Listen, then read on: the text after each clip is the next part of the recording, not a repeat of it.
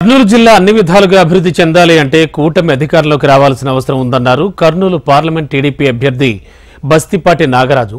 తెలుగుదేశానికి అవకాశం ఇస్తే కరువుతో నెర్రలు చీలి నీటి కోసం ఆకాశం వైపాసగా చూస్తున్న ప్రతి ఎకరాకు సాగునీరు అందించేంత వరకు సాయశక్తులా కృషి చేస్తానని ప్రమాణం చేశారు.